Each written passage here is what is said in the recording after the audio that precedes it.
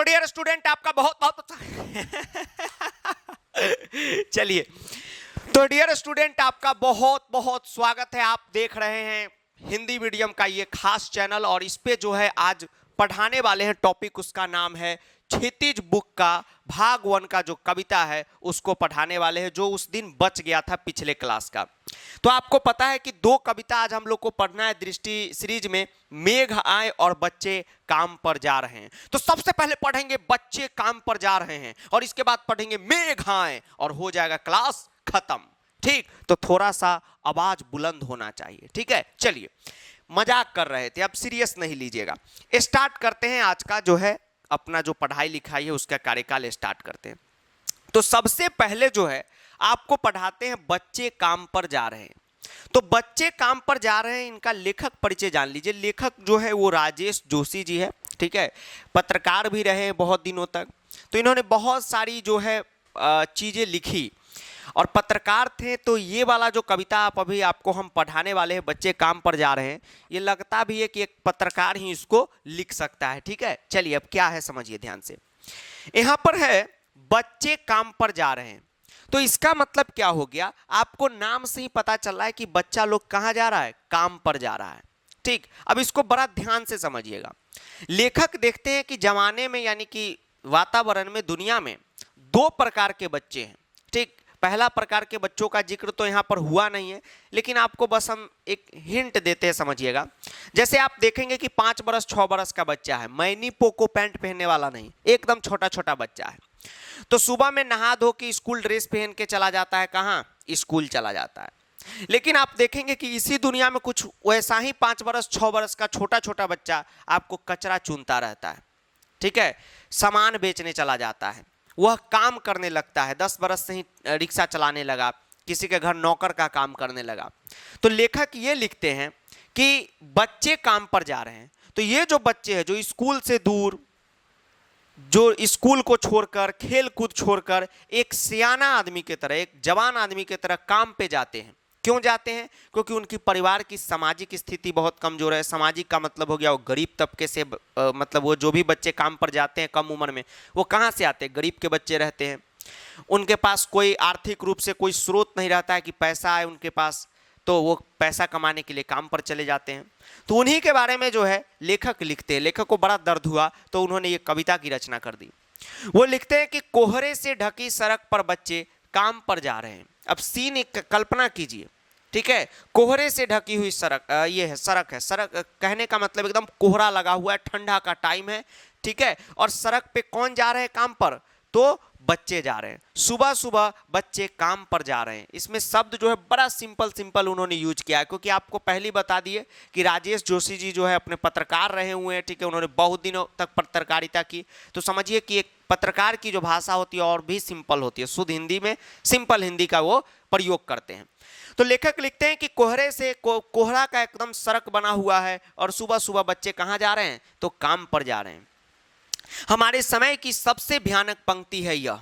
लेखक लिखते हैं, जब ये इन्होंने कविता लिखा तो लिखते हैं कि हमारे समय में, मतलब जिस समय ये लिखा गया उस समय और आज भी आप देखते हैं कि सबसे भयानक पंक्ति है ये मात्र 3 शब्द जो है, क्या है, कोहरे से ढकी सड़क पर बच्चे काम पर जा रहे हैं, वो भी सुबह सुबह। ये मजाक नहीं लीजिए, बच्चा ही जो है देश का भविष्य होता है। आप जानते हैं ये ज्ञान की बातें हैं, लेकिन गौर कीजिएगा, अगर मान लीजिए सारा बच्चा पढ़ाई लिखाई छोड़ के, काम धाम छोड़ के लफुआबाजी में आ जाए, नशाबाजी में आ जाए, आजकल ड्रग्स गांजा क्या क्या अफीम चरस चल रहा, अगर सब यही करने लगे तो देश रहेगा, नहीं रह पाएगा। कैसे सर नहीं रहेगा? तो कल कौन आईएएस बन पाएगा, कौन देश का प्रधानमंत्री मुख्यमंत्री बन पाएगा, कौन बड़े बड़े पद पे जाएगा, कौन डॉक्टर बनेगा? कोई नहीं बनेगा, देश ऐसे ही बिलट जाएगा, है कि नहीं? तो अब जो है ये बच्चे तो नशा नहीं कर रहे हैं, ये बच्चे तो कुछ काम नहीं, मतलब कुछ कर नहीं रहे हैं। ये बच्चे क्या कर रहे हैं, काम पर जा रहे हैं। कैसा काम? छोटे लेवल का काम।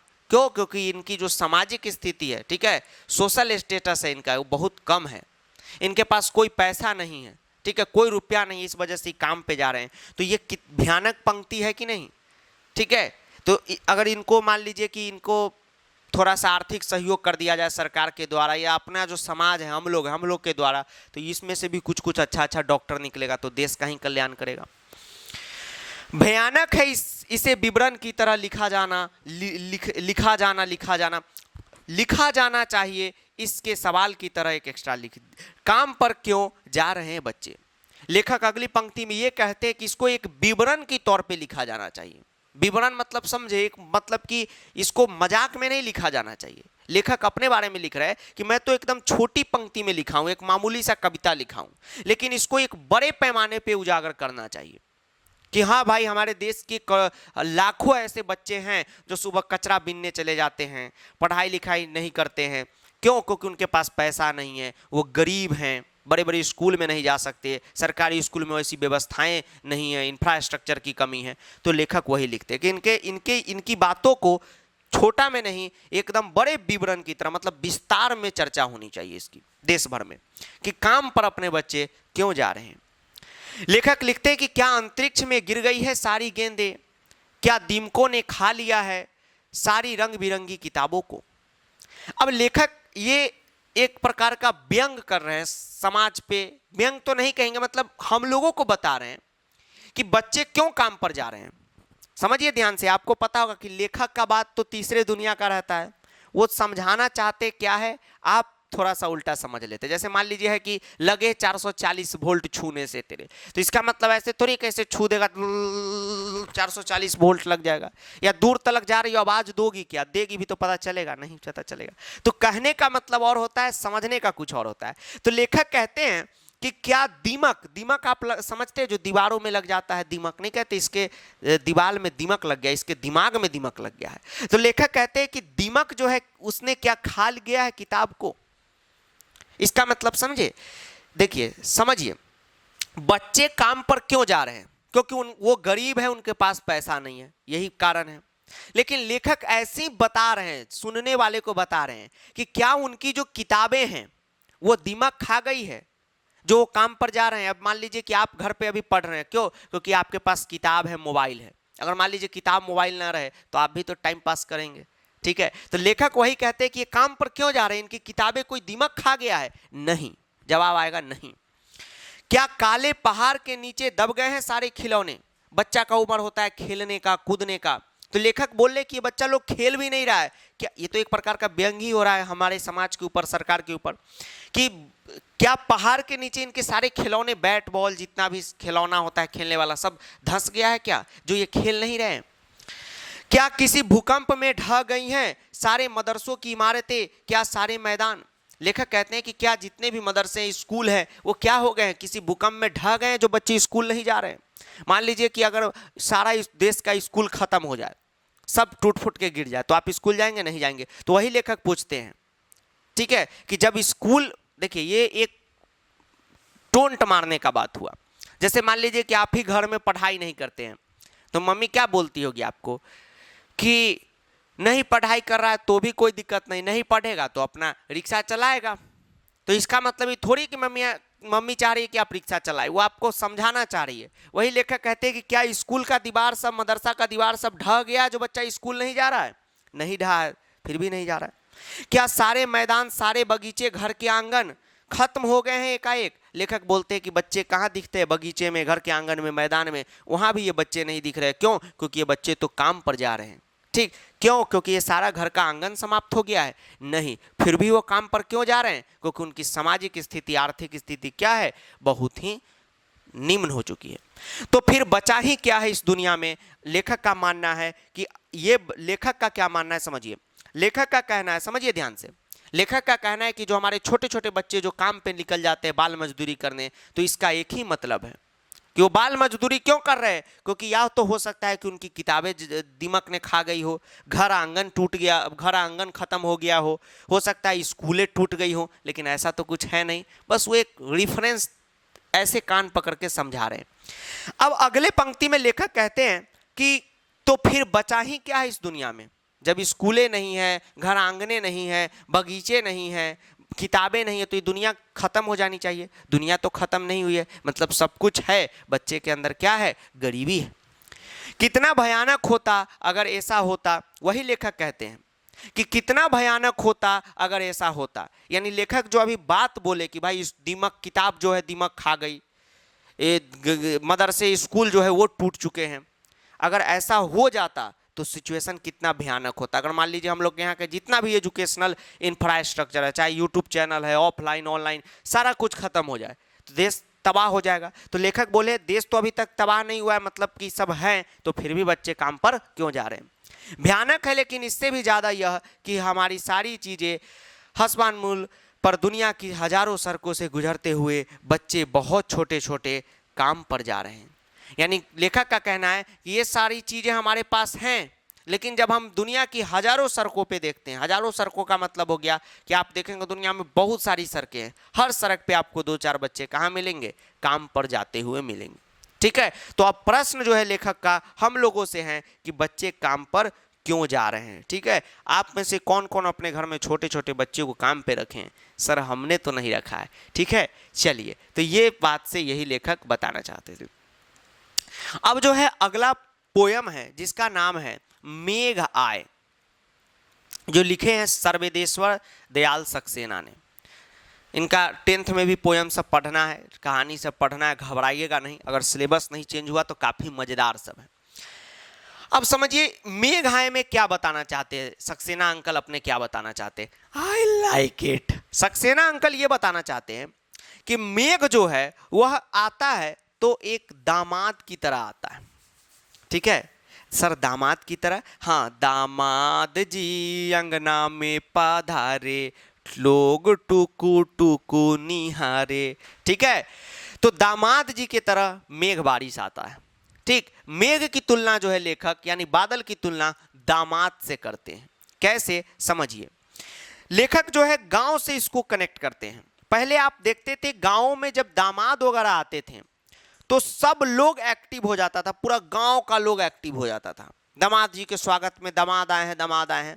पहले, अब तो थोड़ा थोड़ा होता है, पहले से बहुत ही कम हुआ है। लेकिन पहले जो हम लोग बच्चा थे तो उस समय खूब, मतलब कि इस सब का चलन था। अगर मान लीजिए कोई चरचकिया लेके गांव में आ गया तो हा, सब बच्चा उसी के पीछे लगा हुआ है, चार चक्का के पीछे ठेल रहा है उसको, उस पर चढ़ के घूम रहा है। तो लेखक कहते हैं कि अब सर ऐसा फीलिंग कहाँ आता है, तो जब लेखक ये लिखे तब वो ऐसा था, तो उन्होंने मेघ की तुलना, बादल की तुलना किससे कर दी? दामाद से कर दी। तो एकदम दामाद का जैसे स्वागत होता है। ठीक है, जैसे अभी आप देखते हैं दामाद सब आते हैं घर में तो घर ही में स्वागत होता है, पहले पूरा गांव स्वागत करता था। ठीक है, चलिए, तो जैसे आप अभी देख रहे हैं, जैसे अभी क्या है शहरों में, जिसके घर के दामाद है उसी के दामाद है, बाकी सबको किसी से कोई मतलब नहीं है। अभी अपना जो एक गांव का सीरीज आया था पंचायत, तो उसमें आप देख रहे थे जो एक दामाद जी आते हैं तो लगभग सब गांव वाला उनका स्वागत करता है। ठीक है, खैनी ऐसे खाता है ना।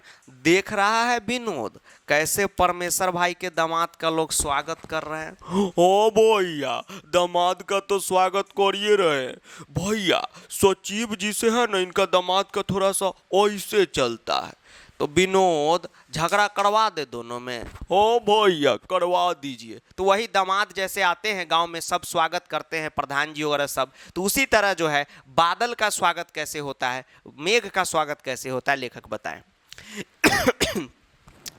लेखक कहते हैं कि मेघ आए बड़े बन ठन के सवर के। ठीक, मेघ यानी जो बादल है, जो दामाद है, वह मेघ जो है, मेघ दामाद नहीं है। लेखक कहते हैं कि मेघ जब आता है तो बड़े बन ठन सवर के, सवर का मतलब है एकदम सज धज के आता है, मामी गौतम का cream fair lovely and glow and lovely लगा के आता है, ब्यूटी पार्लर करा के आता है। तो हमारे लेखक महोदय कहते हैं कि मेघ जब भी आता है तो बड़ा सज समर के आता है, ठीक उसी तरह जैसे गांव में दामाद आते थे सज समर के। लेखक लिखते हैं कि आगे आगे नाचती गाती बयार चली। ठीक, तो दरवाजे खिड़कियां खुलने लगी गली गली, पाहुन ज्यों आए हो गांव में शहर के, मेघ आए बड़े बन ठन सबर के। ध्यान से देखिए लेखक क्या लिखते हैं, ध्यान से समझिएगा। पहले वो लिखते हैं कि मेघ आए बड़े बन ठन समर के, जो आपको हमने बताया कि मेघ जो बादल है वो बड़ा बन ठन समर के आता है। ठीक है, किसके तरह? मेघ, दामाद के तरह। अब 1 मिनट में क्या बोलते हैं, कभी कहते हैं कि आगे आगे नाचती गाती बयार चली। बयार का मतलब समझते हैं? जैसे आप देखिएगा जब मेघ आता है, बादल गरजता है, उससे पहले ऐसे हवा का झोंका, ओ हवा का झोंका, बयार चलती है। ठीक है, उसका कवि कहते हैं। कवि कहते हैं दरवाजे खिड़कियां खुलने लगी गली गली। आप देखते हैं कि जब बारिश का समय आता है, मेघ का समय आता है, जब लगता है कि बारिश होने वाला है, तो ठंडा ठंडा उससे पहले हवा चलने लगता है, तो सभी लोग अपना दरवाजे खिड़कियां खोल देते हैं। क्यों? क्योंकि अंदर में हवा है। ठीक उसी तरह जैसे पहले गांवों में दामाद जी आते थे तो सभी लोग अपना दरवाजे खिड़कियां खोल देते थे, ऐसे ऐसे टुक टुक निहारते थे। ठीक है, पहले गांव में क्या होता था, दामाद का मतलब यहां पर हो गया मेहमान ले लीजिए। तो पहले गांव में जो मेहमान थे, दामाद थे, वही आते थे, बाकी तो लोग नहीं आता था। तो सब गांव का घर का खिड़की दरवाजा खोल खोल के देखता था, रे की आया है रे फलनमा के घरे। तो वही लेखक लिखते हैं कि ठीक उसी तरह दरवाजे खिड़कियां खुल जाते हैं जैसे दामाद जी के आने पे। पाहुन, पाहुन का मतलब होता है मेहमान या दामाद। ज्यों आए मतलब जैसे ही आए, जैसे ही आए हो गांव में शहर के, यानी लेखक कहते हैं कि दरवाजे खिड़कियां ठीक उसी तरह खुलती है जैसे मेहमान आ गए हो। कहाँ पे? गांव में, कोई शहर से उठ के आ गए हैं। तो पहले आप देखिएगा कि गांव में जो है, शहर से अगर कोई आ जाता था तो उसको भी सब टुक टुक टुक टुक निहारता था। अभियो अगर कोई विदेशी को ले आए शहर गांव में तो सब भीड़ लग जाता है। जेसीबी का खुदाई होता है तो भी भीड़ लग जाता है। अपना गाँव का बातें निराला है जी सर। ठीक, तो वही लेखक कहते हैं कि ठीक उसी दामाद के तरह मेघ के आने पर भी खिड़कियां दरवाजे खुल जाते हैं। मेघ आए बड़े सज संवर के। लेखक लिखते हैं कि पैर झुक झांकने लगे, गर्दन उचकाए, आंधी चली, धूल भागी, घाघरा उठाए। अब समझिए ध्यान से, लेखक लिखते हैं कि पैर झुक झांकने लगे, गर्दन उचकाए। तो आप देखिएगा कि जब बारिश का समय आता है तो पेड़ जो है ऐसे ऐसे झुकने लगता है। ठीक, कभी ऐसे कभी ऐसे। तो लेखक जो है पेड़ की तुलना गांव के व्यक्तियों से करते हैं।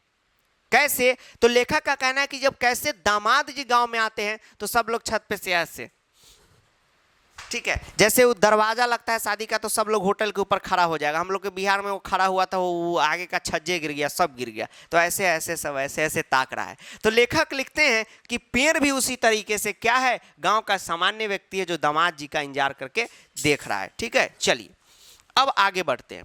अब लेखक लिखते हैं कि आंधी चली। आप देखिएगा कि जब आंधी चली का मतलब क्या हो गया, आप देखिएगा कि जब ये अपना मेघ आने वाला होता है तो उससे पहले एक जोर का आंधी चलता है। ठीक है, तो उसी प्रकार का है, धूल भागी घाघरा उठाए। अब इसका तुलना लेखक गांव के किस्से करते हैं, समझिए ध्यान से। इसमें मेघ को जो है गांव के सीन से जोड़ दिए हैं लेखक।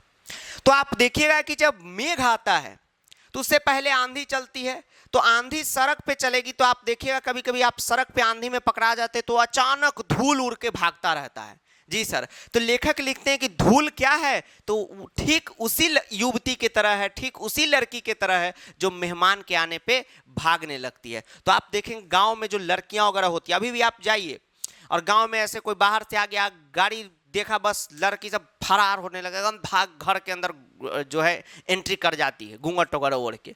तो वही लेखक लिखते हैं कि घाघरा उठाए। घाघरा उठाने का मतलब हुआ कि जैसे कपड़ा उठा के, जैसे मान लीजिए अभी शादी विवाह में जो अपनी बहनें लोग हैं इतना भारी भारी 2-2 कुंटल का लहंगा पहन लेती है, ठीक, तो उनको चला फिरा नहीं होता है। और उनको किसी को देख के अगर भागना हो तो अपना ऐसे थोड़ा सा लहंगा को ऐसे लेके उठा के ही भागेगी। ठीक है, तो वही लेखक लिखना चाह रहे हैं कि धूल भी ठीक उसी तरह भागती है जैसे गांव में मेहमान के आने पे युवतियां यानी कि लड़कियां। वाकी चितवन उठा, नदी ठिठकी, घूंघट सरके, मेघ आए बड़े बन ठन के सबर के। अब समझिए ध्यान से, नदी की तुलना लेखक क्या कहते हैं? नदी का तुलना करते हैं लेखक नववधू से। आप देखेंगे गांव में जो नई दुल्हन आती है तो घूंघट में रहती है। तो लेखक लिखते हैं कि जब मेघ आता है तो जो नदी है, नदी जो है उसको बहुत इस तरीके से देखती है। मतलब लेखक नदी की दिल की बात लिख रहे हैं कि नदी जो है कैसे देखती है, किसको? मेघ को। नदी कैसे मेघ को देखती है? ठीक उसी प्रकार से देखती है जैसे एक नई दुल्हन दामाद को देखती है, ऐसे घूंघट में। लेकिन क्या होता है, तो घूंघट सरके, घूंघट कभी कभी सरक जाता है। तो उसी तरह नदी का भी घूंघट दामाद को देखते यानी कि मेघ को देखते सरक गया है। मेघ आए बड़े बनठन के समर के, वही चीज है कि मेघ यानी दामाद जी बड़े बनठन के समर के आए। बूढ़े पीपल ने आगे बढ़कर जुहार की, बरस बाद सुधी लिन्ही। जो बूढ़ा पीपल होता है गांव का, आप देखिएगा हर गांव में जब आप एंट्री लीजिएगा तो पहले एक विशाल पीपल का पेड़ होता है जहां पे एक बैठकी टाइप का होता है, वहीं से नई गांव की शुरुआत होती है। तो लेखक लिखते हैं कि बूढ़ा पीपल मेघ का ठीक उसी प्रकार स्वागत करता है जैसे गांव में मेहमान के दामाद के आने पर एक बूढ़ा आदमी स्वागत करता है, ठीक उसी तरह से मेघ का स्वागत बूढ़ा पीपल करता है। कैसे? तो बूढ़े पीपल ने आगे बढ़कर जुहार की मतलब यही आओ भगत की, हाँ आप आए, बहुत बढ़िया, धन्यवाद आपका मेहमान जी। बरस बाद सुधी लेनी के मतलब बहुत दिनों बाद आए हैं। कोई आपके घर में आता है तो आप नहीं कहते बहुत दिनों बाद आए हैं, मने मने कहते रहते क्यों आए हैं, बेकारे आए हैं, लेकिन आप मुंह पे क्या बोलते, बहुत दिन बाद आए। ठीक, तो ऐसी मजाक में बोले। बोली अकुलाई लता ओट हो किवार की, हर्षाया ताल लाया पानी परात भर के, मेघ आए बड़े बन ठन समर के। अब देखिए लता ओट हो किवार की, किवार मतलब हुआ दरवाजा।